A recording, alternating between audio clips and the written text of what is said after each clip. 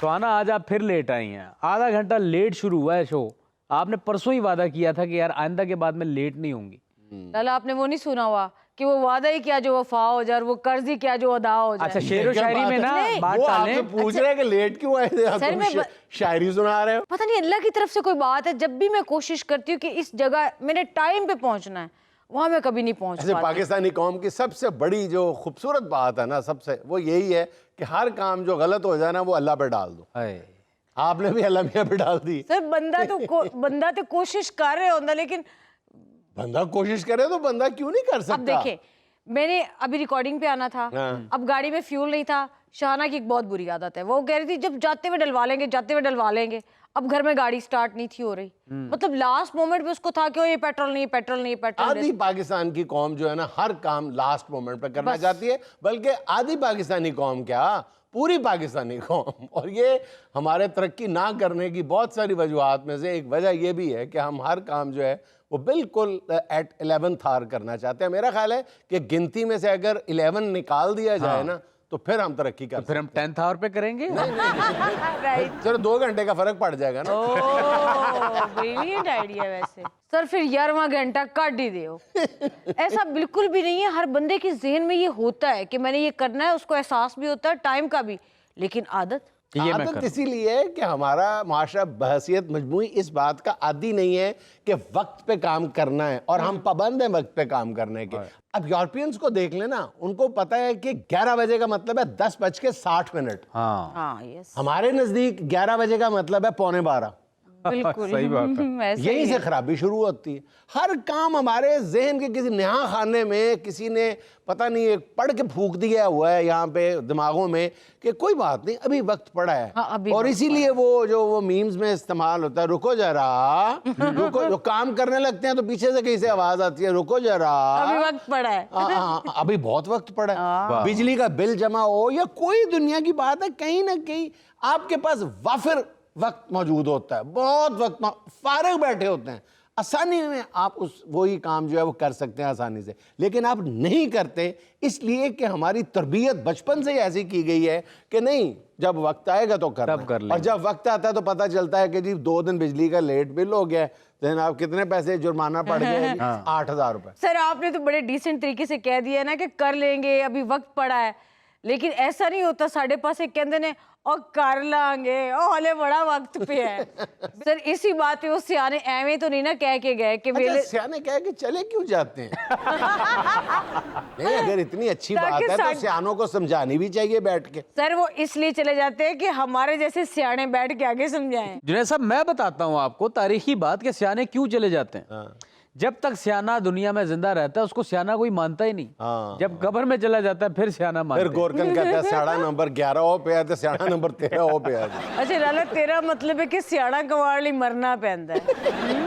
अच्छा सर, वक्त पर काम ना करने के हवाले से हमारे बुजुर्ग एक और बड़ी अच्छी बात करके गए हैं। ये वाली बात है, ये पहले वाला बुजुर्गी करके गया नहीं, ये दूजा बूवे आई जंज ते विनो कुड़ी दे कान। इसका मतलब भी तो बता दो ना व्यूअर्स को। इसका मतलब ये है कि लड़की के कान ही नहीं छीदे होते, दरवाजे पे बारात आ गई है। और जुनैद साहब, हमें तो वक्त पे काम ना करने की इतनी बुरी आदत है कि हम वक्त पे शादी नहीं करते, और अगर शादी कर भी लें तो औलाद वक्त पे नहीं होती। सर, फिर सियाने ने एवे नहीं सीखी। एक मिनट है, मुझे बताओ कि सारे सियाने तुम्हारी फैमिली में थे तो तुम सियाने क्यों नहीं हुई फिर? सर, आज आपकी सियाने से ही मुलाकात है, आपने पहचाना कभी नहीं। वैसे जुनैद साहब, सियाना साहब क्या फरमा के गए? वेले दी नमाज ते कोयले दी टकरा। हाँ, ये भी देखें, बिल्कुल ऐसे ही है। अंग्रेजी में कहते हैं stitch in time saves 9। Sir, फिर तुहाडे नाने दादे अंग्रेज होणगे, साडे सियाने ते यही मिसाल देंदे ने। चलो उर्दू में बता देता हूँ, अमल बर वक्त होना चाहिए था, जमीन नम थी तो बोना चाहिए। बहुत खूबसूरत, क्या बात, बहुत। ये गालिबन अहमद कमाल परवाजी का शेर है। वाह वाह वाह, क्या खूबसूरत शेर है। कमाल कमाल। आप यकीन करें कि हम इसको वक्त की बचत समझते हैं, तो कोई बात नहीं, अभी जो वक्त है ये बड़ा कीमती है। जब आखिरी वक्त आएगा, ये आखिरी वक्त से मुराद इंसान का आखिरी वक्त नहीं, जब 11th आवर आएगा तो वो वक्त शायद बड़ा खुला डुला होगा, हमारे पास ज्यादा वक्त होगा। उस वक्त जो है वो दिन जो है 24 घंटे की बजाय 28 घंटे का हो जाएगा। हमारे जहनों के किसी गोशे में ये बात मौजूद होती है। हालांकि अंग्रेज बिल्कुल सही कहता है, वो कहता है कि procrastination is the thief of time. वाह, ये जो कल पे काम डालने वाली आदत है ना, ये वक्त की चोर है। हाँ बिल्कुल। सर मुनीर न्याजी साहब, हाय हमेशा देर कर देता हूं मैं जब कहीं अपढ़ना हो। क्या क्या?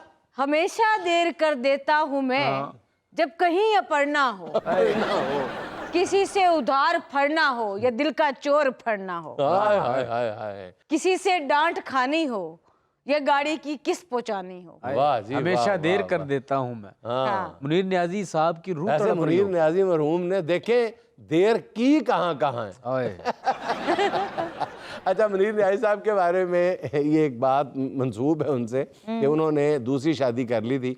और फिर जब मुशायरा पड़ा तो बार बार ये फरमाने लगे कि हमेशा देर कर देता हूँ मैं। उन्होंने अभी इतना ही कहा, हमेशा देर कर देता हूँ मैं। हॉल में से आवाज आई, दूजी करने लग गया था, जरा देर नहीं सिलाई। मुबस्सिरीन हजरात मुतवज्जो हों, खबर हाजिर है। चीन में बतख के पेट से भारी मालियत का सोना बरामद।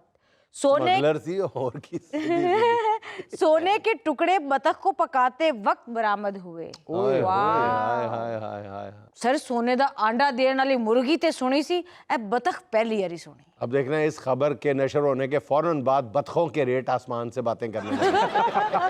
बात अच्छी है। नहीं सर, नहीं होंगे। ये बत्तख पाकिस्तान में थोड़ी थी। जहाँ पे भी थी।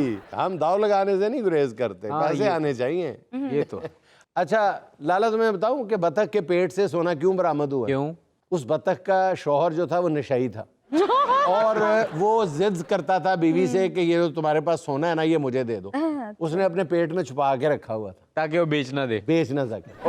अंदाजा कर, ये भी तो हो सकता है वो टैक्स चोर बतख हो, उसने टैक्स बचाने के लिए सोना पेट में छुपाया। या ये भी हो सकता है कि मालिक ने उसके पेट में छुपाया सोना। हाँ, ये भी हो सकता हम ऐसी खामख्वाह बेचारी नेक बुजुर्गवार खातून पे इल्जाम लगा रहे हैं। सर जी देखो कैसियां अमीर कौमां ने कि ਉਹਨਾਂ ਦੀ ਬਤਖ ਦੇ ਢਿੱਡ ਦੇ ਵਿੱਚੋਂ ਵੀ ਸੋਨਾ ਨਿਕਲ ਰਿਹਾ ਹੈ ਤੇ ਇੱਥੇ ਸਾਡੇ ਗਰੀਬਾਂ ਦੇ ਢਿੱਡ 'ਚੋਂ ਪੱਥਰੀ, रसौली, गैस, ऑपरेशन के दौरान भूली हुई कैंची, तौलिया और रिश्तेदारों के खिलाफ बुग़्ज़। वैसे इस बतख को अगर पाकिस्तान में सोने का रेट पता चल जाता ना, तो उसने पाकिस्तान आके खुद अपना सीना चाक करके निकाल लेना था। इतना महंगा। सर ये जो पेट्रोल ने चीखें निकलवाई हुई वो तो हर जगह सुनाई दे रही हैं, लेकिन आप ये देखिए कि गरीबों ने इसका कैसे जुगाड़ लगाया है। वीडियो में देखें।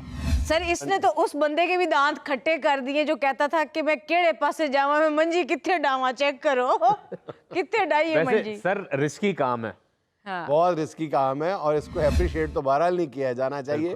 मजबूरी के आलम में भी मेरा ख्याल है कि ये हरकत ठीक लेकिन नहीं। सर अवाम मजबूर तो है हाँ, ना। बस है यही ना, तो, हाँ। ये सोचना तो हमारे हुक्मरानों का काम है ना कि अवाम किस कर्ब से गुजर रही है। और अलमिया देखे कि वो गुजर रहा है तो पीछे पेट्रोल पंप भी नजर आ रहा है। हाँ जी, और पेट्रोल पंप इसको हसरत की निगाह से देख रहा होगा। यस